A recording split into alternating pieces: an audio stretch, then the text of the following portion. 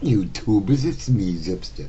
Okay, so I put up that Rachel Please video from when Another Pretty Face got together for their reunion tour. Yeah, no, not tour. It was just 2 gigs. Anyway, whatever. So there must be like a whole lot of newbies out there or something. And I don't blame you if you don't want to research back through all 8,552 videos of mine to find out my history. So I'm going to put this in a nutshell for you, okay? This is the story. The band whose video you just saw is called Another Pretty Face. We formed in 1972. We did an album then called 21st Century Rock.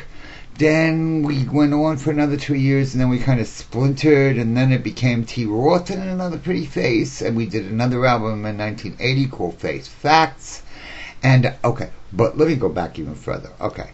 I'm like 14 years old. I'm sitting in my parents' living room watching the Ed Sullivan Show, and the Beatles come on. My whole life. I had, I always done well in school because, I don't know. What else is there to do? I saw the Beatles, and that was it. I wanted a guitar. My first guitar came from Sears. I ordered it through the catalog, and I would sit every day by the front window waiting for the UPS truck, or did they have UPS back then? Probably. Waiting for the truck to come by and drop off my guitar. Meanwhile, I didn't even know how to play one. I just figured, well, I'll get it and figure it out. So I did. So yeah. So then I started my first group the day my guitar came, and I was like the guitar player, and my little sister Zipperella was the drummer. We bought her like this $10 drum kit from the hardware store, because our hardware store had like everything, because we lived in like a really small town. Whatever. And we were called the Penguins. I don't know why. But then, yeah, after that, I had bands called like the Cat People and all kinds of stuff.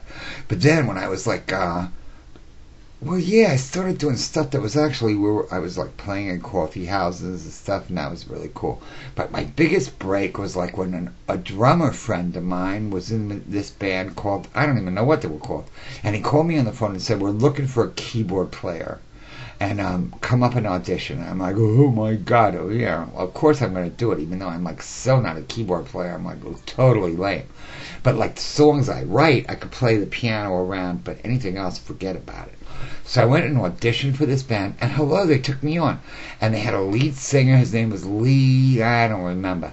And his father was actually one of the bigwigs at RCA Records. So we're like, oh man, we got a total in.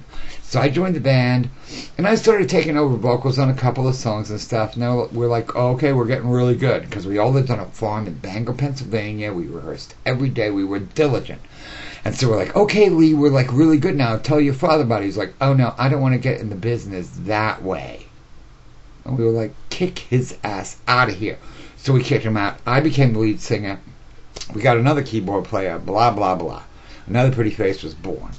And then, we did I told you that part before. Alright, already. So, yeah, Another Pretty Face. Then we finally broke up in 1982, I think. And I did some solo stuff for a while that I'm really proud of. I really loved it. It's not available anywhere, but I might figure out a way to make it available. Then I left New York because things were getting really hairy for me there. That was around 1987. And I came back here. Actually, I just came back to Pennsylvania for the summer to get a break from my nut job boyfriend, whatever.